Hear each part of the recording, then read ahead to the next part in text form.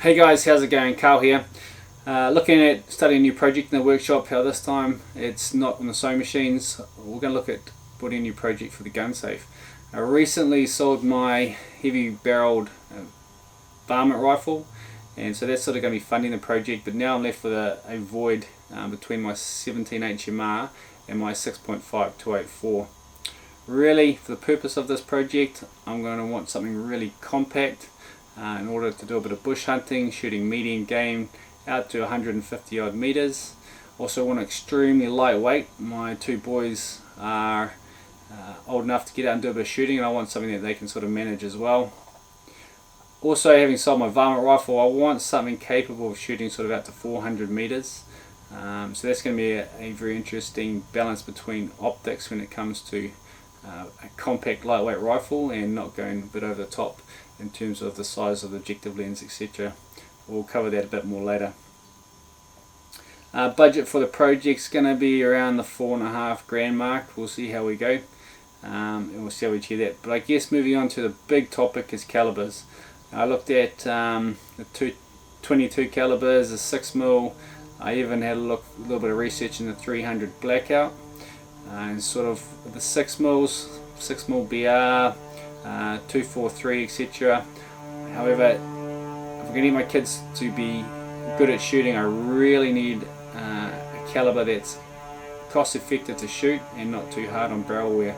And so what I've decided is to go with the 22 calibers, and I've looked at the fancy 22 Noslers, the 22 Valkyries, but I feel really to get good performance out of them I'm going to have a much longer barrel than what I'm desiring. But if I'm quite honest, the bullet that comes to mind, although being very common and I almost say boring, is the 223, which will function very well out of a 14 to 20 inch barrel. Obviously, if I'm going to shoot medium game with that, I need to be able to shoot pills of 70 plus grains to really be effective on medium game at short range. So a fast twist rate out of a short barrel, I think the 223 Remington is going to do it justice around that 16 inch mark to get as compact as possible. Right, so I spent the last sort of couple of weeks searching Trade Me for a short action rifle that I could use as a donor, and I picked up this Tikka T3 223. The owner said it only had about 250 rounds through it. I'm not too concerned with this because the barrel has been going. What I really want to do is make sure that the action's been well cleaned, there's no surface rust, and the trigger springs and all that are very good to go. The stock, quite a lot of scratches on it. I'm not too phased about that. We'll be going with something composite anyway. I guess bonus to whoever gets the barrel after me, it's already threaded, but not something I'm going to need.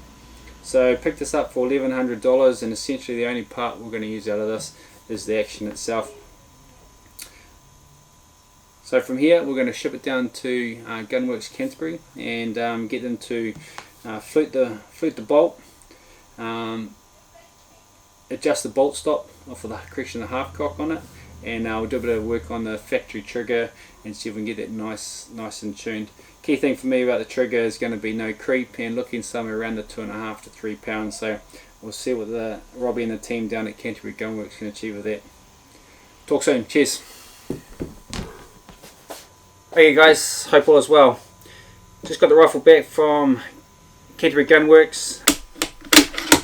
Done a beautiful job fluting the bolts. The main reason for fluting the bolts is to make it lighter. Of course, at the advantage of any debris or dirt fall in there, the flutes pick it up and it still allows you to close the bolt. And of course, last main reason is obviously it looks pretty awesome. Other job we got done is our half cock. So essentially, the half cock method is probably unfortunately a pretty common method in New Zealand for safety. Not one I really condone. Knocking the bolt down if you fall over is a very easy way to discharge if you hit the trigger. Also, those who just use the safety itself, not a very big indicator. Plenty of people brush it off, not even realise, and all of a sudden you have a loaded rifle. Essentially what Gunworks has done is added another hole within the bolt group here. Allows for the safety catch to come up and engage it, lock into place. So when you're in the half cock, you can apply the safety and the bolt's not going anywhere. This means it gives you two methods to go through to disengage. First one being the safety, then the bolt has to come all the way down. Other advantage is the bolt sitting at 90 degrees is a very significant indicator that your weapon is still safe. So safest rifle is a unloaded one. However, if you're coming in, want to chamber around early, not scare your game away, this gives a much better safe method. See a game, safety off, slowly decock the bolt, and you're good to go. Lastly, we obviously got the trigger done. Rifle is unloaded. Very thing for me is no creep, and I think they've achieved that. And let's look at what they're weighing in at.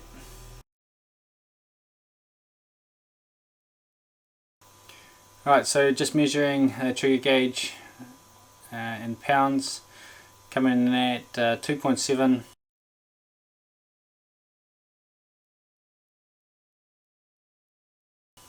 2.65 and 2.85. Fraction heavier than what I would normally use. I normally like a good 2.2, 2.3, but I think quite ideal, particularly with the kids going to be using the rifle. Hey guys, alright, next phase of the project is to ship this bad boy down to Hardy Rifle Engineering. Dan's going to have a good look at it. We're going to stick one of his carbon fibre wrapped barrels, at least 1 in 8 if not 1 in 7 twist. We're also going to have him do the bedding job with our new carbon fibre stock from South Fort Labs. But first let's strip this action down and remove it from the stock.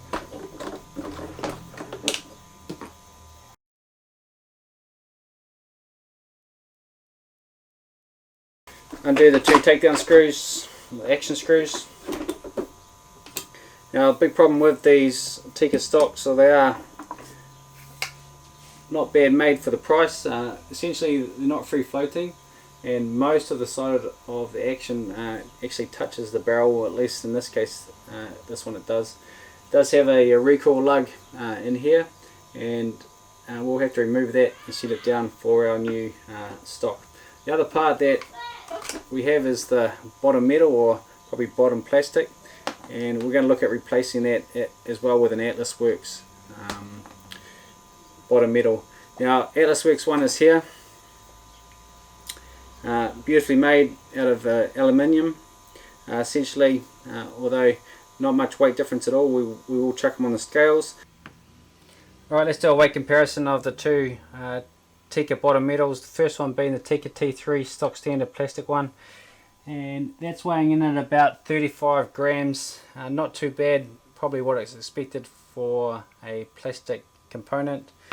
The aluminium bottom metal from Atlas Works coming in just short of 60 grams, so we're looking at about a 25 gram difference, 23 gram difference between the two.